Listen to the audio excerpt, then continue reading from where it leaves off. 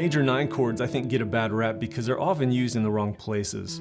In a major key, your major chords are in the 1, 4, and 5 position. And if you tried the major 9 chords, say in like the 1 chord position, it can start to sound a little bit like John Mayer Hour. And I don't know, maybe you're going for that. But it can sound a bit too jazzy in a modern worship setting. You say then, well, maybe I could try it on the 5 chord. So you're playing a progression, key of G, and you try it on the 5 chord, the D. So the major 9 doesn't really work on the 5 chord either, but, oh man, when we use the major 9 chord in the 4 position and use it in the right place, it can just sound so beautiful. Now, as complex as major 9 chords sound, they're actually very easy to implement in your band. I want to show you a shape that you can use. It's possibly the first shape that many of you used on guitar.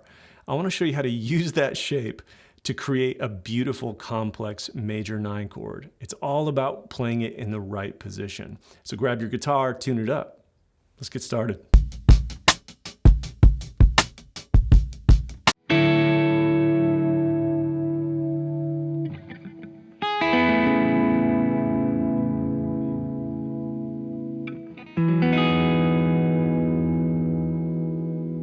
So our goal today is to take our 4 chord, this D major triad, and we're going to add a couple notes to it and make it a D major 9. So the notes of that would be a D, F sharp, and A. There's our first 3 notes of our triad. And then we're going to add the 7th note to that and the 9 as well. By adding that 7 and 9, we now have a 5-note chord. But that complexity can also make for a really tough hand shape. Well, what if we don't have to learn a new hand shape? What if we could use a shape we already know and create this really complex chord? Well, watch this.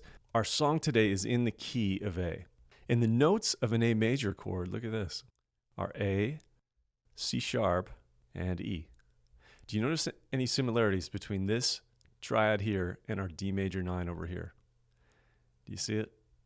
Our 1 chord, our A major, is in a D major 9.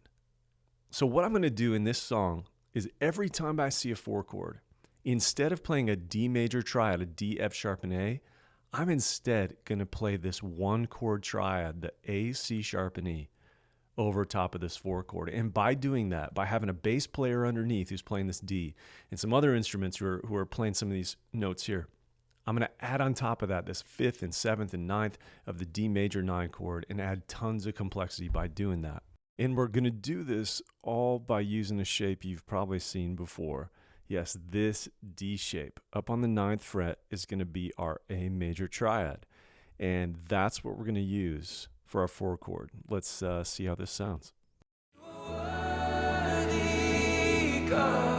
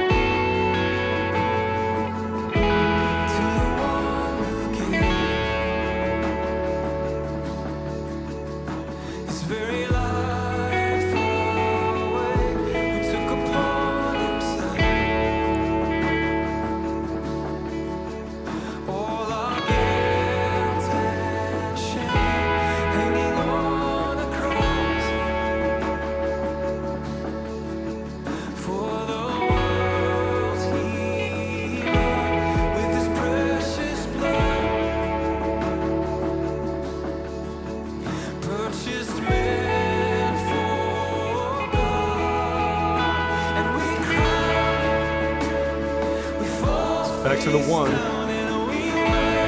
We don't move. Back to 6.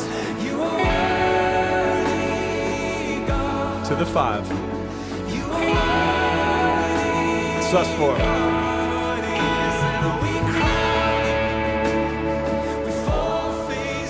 The 1.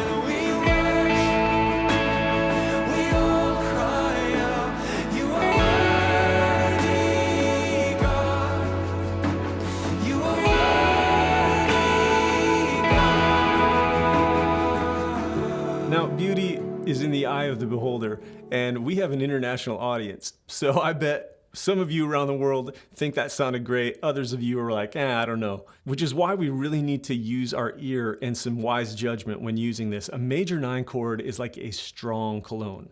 A little bit goes a long way. Would I use a major 9 every single time on the 4 chord in the song? I don't know if I would, even though it is especially, I think, a good candidate in this song. I would maybe only use it for like the chorus and bridge or something, and then maybe mix in the regular major chord in there with it. Now there are all kinds of places to play a 1 chord triad over top of the guitar. And now I know some of you out there have triad phobia. Anytime it's mentioned, you just want to run the other way. I get it. I spent years there myself. But this doesn't have to be the case. I created a course just for you. It's called Pain-Free Triads. And what I did was create an on-ramp from 4 different angles. And we come at triads very simply, and step by step I walk you through how to get started in the world of triads. And I think when you watch this course, you're gonna realize triads are way easier than you thought. You can go watch the first session of that course right now. And in that session, I walked you through how to find 9 ways to play a major chord, which I know sounds crazy. It sounds like way too many shapes. It's actually super simple. Here's the cool thing. You already know 3 of those 9 chords, and then the other 6, they just fall into place. I know it sounds too good to be true, but go check out that first session of this course. I think you're gonna find it's gonna help a lot. So, okay, that was the concept. Pretty simple, right? We need to know the numbers of our song. That's important. And then when we see a 4 chord, we're gonna play a 1 chord triad over top of that. So if you know other options for your 1 chord, well, man, we could do a lot of cool things. What if I used other versions of an A major chord in different triads? So let's see how many options we can use here. Let's start on this one. To the one who endured 4, all the shame of the cross, 6, to the Lamb who was slain as atonement for us, 4, to the Son who overcame all the power of death. 5. We pray. Let's do it again.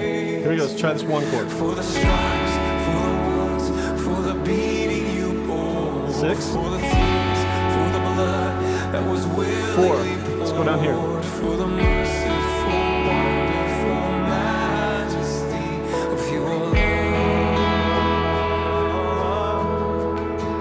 To the one who endured all the shame of the cross, to the Lamb who was slain as atonement for us, to the Son who overcame all the power of death, we pray.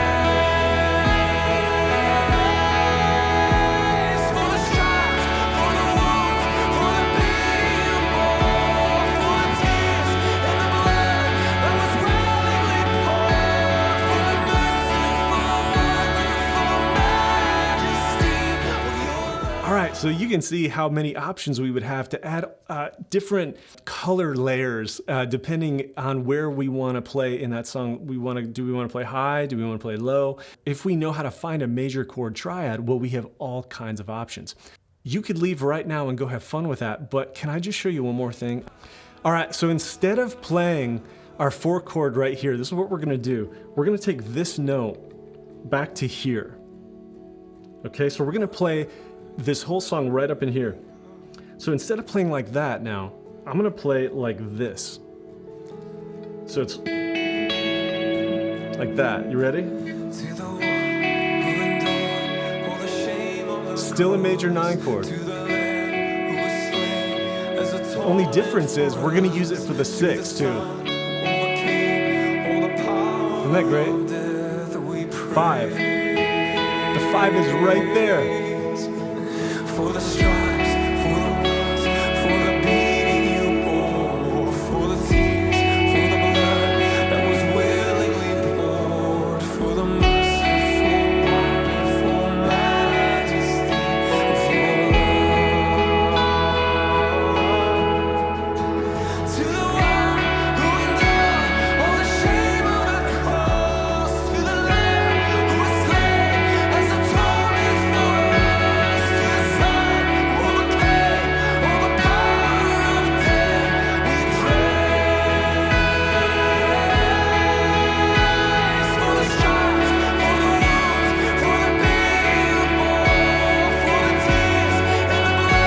makes it a minor seventh. Back to the 4.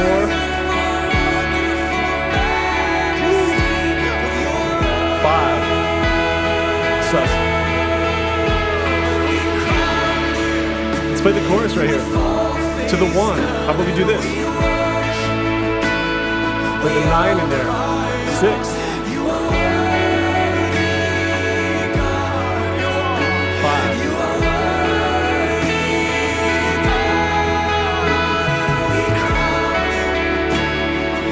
Isn't that great? So I love that 4 chord when I want something that sounds even more mysterious. I don't know what you heard there, but when I play it like this, to me it sounds a little more pretty than when I was playing it up here. This to me sounds just a little bit darker maybe. I just love this space. Did you see what I was doing? I was playing the 4 and the 6 right here. And then when I went to the 5 chord, I just moved this one finger up there.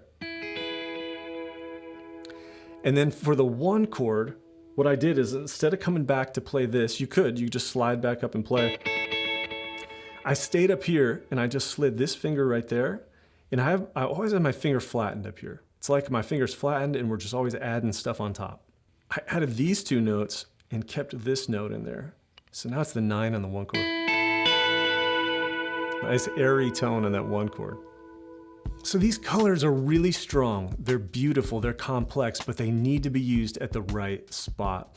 So whether you take all those new shapes and new spaces, or you just stick with one triad that you know, this shape right here, and just move that up and down the neck, try this on your next song. I think you're gonna find that it could be a great addition to your band.